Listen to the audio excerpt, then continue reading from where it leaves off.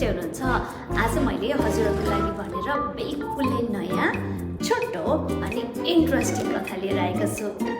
हेर्नुहोस् त, गणितमानका 10 छोरीहरू ऋषिराम शर्माले लेख्नुभएको यो कथा एकदमै इन्ट्रेस्टिङ छ अनि हामीलाई गणित अर्थात् म्याथ विषयको बारेमा पनि अलिअलि जानकारीहरू आउन सक्छ।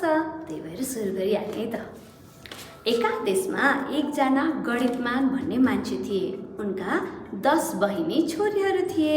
ती छोरीहरूलाई सङ्ख्या भनेर चिनिन्थ्यो। तिनीहरूको नाम क्रमशः 1, 2, 3, 4, 5, 6, 7, 8, 9 अनि 0 थियो।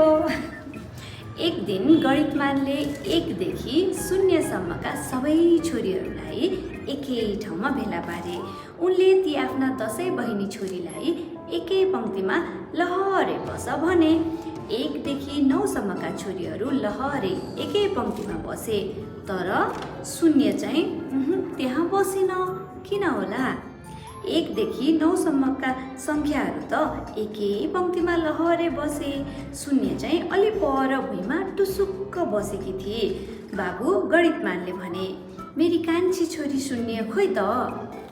0 छोरी एक्लै अलि पर बसेकी थिए। उसलाई बाबुले देखेनन्।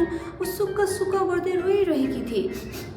बिचरी 0लाई निकै पिर परेको रहेछ। गणितमानले कान्छी छोरी 0लाई बोलाउँदै भने, ए छोरी यता हो। नानी, तिमी किन रोएकी? नानीलाई कसले के गर्यो हँ? 0ले रुँदै भने, मलाई मेरा दिदीहरूले त फुच्ची डल्ली हामीसँग नआ भन्छन्। मलाई 1 देखि 9 सम्मका सबै दिदीहरूले हेप्छन्। त 0 होस्, तेरो मतलब छैन भन्छन्। मेरो मतलब नै छैन भने म किन जन्मेँ त बुबा? कस्तो इन्ट्रेस्टिङ है। गणितमानले भने, हेर छोरी, तिम्रो मतलब ठुलो छ। ती 1 देखि 9 सम्मका तिम्रा दिदीहरू सबैलाई तिमी नभई हुँदैन। तिमी आएर दिदीहरूको दायाँपट्टि बसेपछि तिम्रो महत्त्व तिनले बल्ल थाहा पाउँछन्। अहिले तिनीहरूलाई आफूमा ठुलो हौँ भन्ने खुबै घमण्ड छ। त्यसपछि गणितमानले खुबै विचार गरे। उनले 0लाई सानी भनेर हेप्ने, फुच्ची डल्ली भनेर हेला गर्ने, अरू सबै छोरीहरूलाई सम्झाउने जुक्ति सोचे। एक दिनको कुरा हो, गणितमानले सबै छोरीलाई बोलाए। उनले 0को महत्त्व बताउनै पर्यो भन्ने विचार गरे। गणितमानले 1 नाउँ भएकी छोरीलाई बोलाए। गणितमानले भने, छोरी, एकपल्ट 0लाई काखमा राखेर हेर त। हुन्छ, एकैछिन मात्रै राख्छु नि फेरि यो डल्लीलाई। कस्तो नराम्रो बोल्नु भए। 1 नाउँ भएकी छोरीले 0लाई एकैछिन काखमा राखी। लौजा, के भयो? 1 त 10 पो भए 81। 1ले त 9लाई पनि पो जिति त।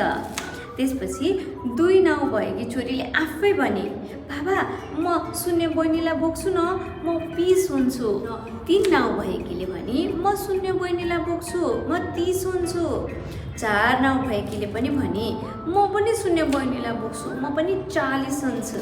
5ले भने, म 0 बहिनीलाई बोक्छु, म 50 हुन्छु। 6ले भने, म पनि 0 बहिनीलाई बोक्छु, म 60 हुन्छु। 7ले भने, म 0 बहिनीलाई बोक्छु, म 70 हुन्छु। ओहो, त छाड मछाड भयो है, अब कसले बहिनीलाई बोक्ने भनेर। 8ले पनि भने, म पनि 0 बहिनीलाई बोक्छु नि, अनि म 80 हुन्छु। 9ले पनि भने, म पनि 0 बहिनीलाई बोक्छु, म त झन् 90 हुन्छु। पहिले सबै दिदीले हेला गर्ने 0लाई अहिले सबै दिदीहरूले माया गर्न थाले। ऊ अहिले सबैकी प्यारी भइसकी, सबैकी आँखाकी नानी भई। 0लाई सबै दिदीहरूले माया गरे। उसलाई सबैले काखमा राखे। 0लाई दिदीहरूले पालै पालो बोके। 0लाई काखमा राख्दा सबै ठुला भए। सानालाई माया गर्यो भने सानो भइँदैन नि। सानालाई माया गर्यो भने त झनै ठुलो भइन्छ। आफ्ना सबै छोरीहरू बराबर भएको र उनीहरूमा राम्रो मेलमिलाप भएको देखेर गणितमान पनि साह्रै खुसी भए। अनि यति राम्रो कथा सुन्न पाएर तपाईँहरू पनि पक्कै खुसी हुनुभयो होला। हाम्रो लिटिल किड स्टोरीमा आउने कथाहरू हजुरलाई कस्तो लाग्दैछ राम्रो लाग्दैछ भने साथीहरूलाई भन्नुहोस्, नराम्रो लाग्छ भने के कुराहरू नराम्रो लाग्छ हामीलाई भन्नुहोस्। ल अब भने म आजको लागि बिदा हुन्छु। अर्कोचोटि फेरि नयाँ स्टोरी लिएर पक्कै पनि आउनेछु। तबसम्म don't forget to like, share and subscribe our little kid story. Okay, bye bye, फेरि भेटौँला।